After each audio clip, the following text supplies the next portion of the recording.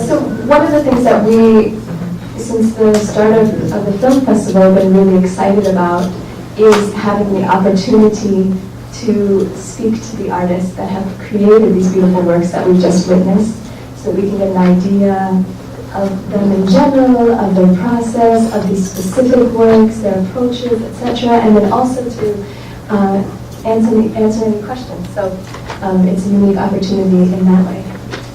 So first we'll introduce the artists, and then we'll invite them to say anything additionally that they'd like to. But we have Jasmine Linnea. Linnea, I always do that, I'm so sorry. I'm going to start over.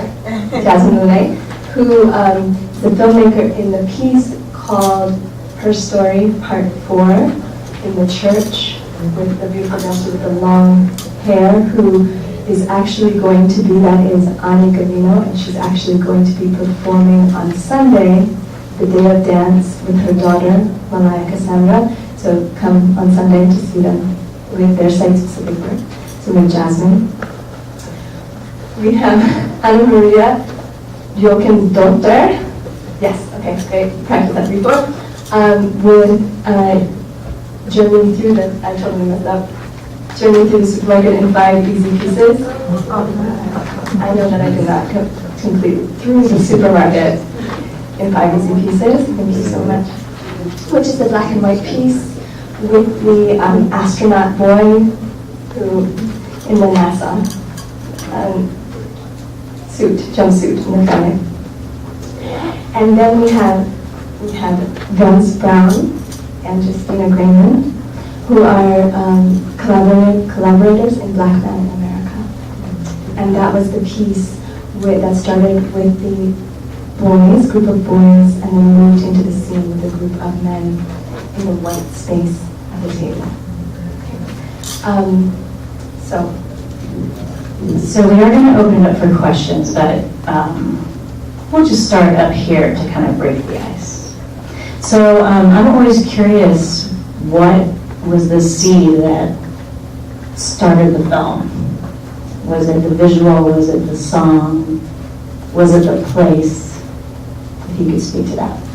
And we, just as a side note, we are not married just to the linear, so we can popcorn. Okay, so we're not like, so we're gonna turn this over to whoever is inspired. There we go, perfect. First, because this is pretty easy. It's Ani Gavino that basically started this approach and the idea of the story. She can definitely explain more about it because it comes from what's going on in her head and the ideas that popped up. I spent time with her and talking with her about the piece, and we had made like 5 different videos of it. So it extends from her ideas and what she's been wanting to talk about. So it's the artist, Ann Robideaux. Well, in fact, it started with a thought that what's the absolutely worst thing I can think of.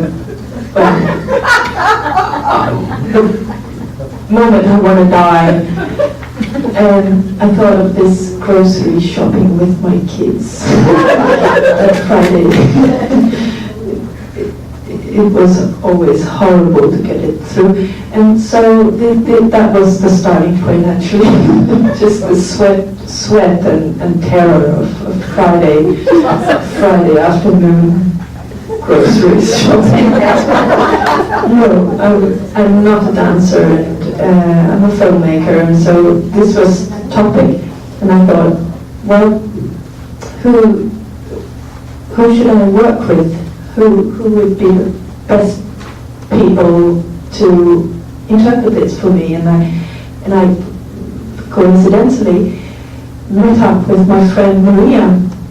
She was pregnant with her 4th child. She's a dancer. Her husband is a dancer. And I thought, well, these 2 dancers and choreographers, they will certainly have the material for my story. So that was how it started. So hello, Vance here. Around 2014, due to social media and information being able to spread to so many more homes at a rapid pace, police killings around black men and black people reached more homes than it ever had. And it got to the point where black bodies just became spectacle, and they just became on display, and they stopped being human beings, and they just started to be another headline and another thing to feed the machine. And there's a lot of people engaged in the conversation on violence and black bodies and black men, and I didn't hear a lot of actual black male voices. And so I wrote the song as a response to that, to try and have some sort of black voice in that conversation. And now it's the song, and then... We're practicing for this a million times. My name is Justina. Nice to see you all. So, speaking of grocery stores, I was grocery shopping one day in the South Bronx, and I was legitimately listening to his song. That's my boyfriend's pants.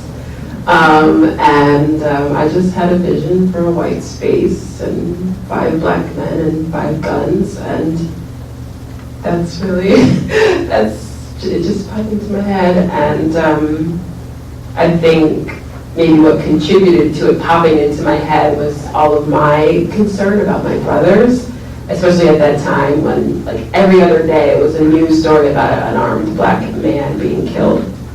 And I know it's kind of irrational, but when I'm scrolling through and looking at, another unarmed black man, it's like, what if my mom forgot to call me and tell me that it was Justin? Or what if my mom forgot to call me and it was my older brother? And so my anxiety was at an extreme high.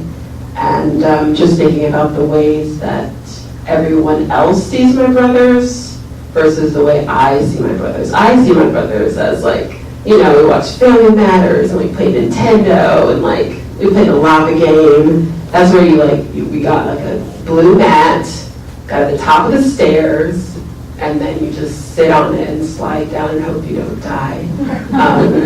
And that was my life with my twin brother, and now things have gone a certain way for them and a certain way for me, and now I'm thinking, why is my life this way and why is their life that way? And some of that is I'm rambling now, but you guys, you get what I'm saying.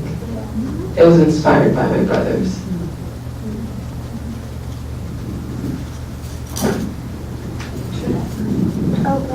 Maybe we can just continue a few more questions.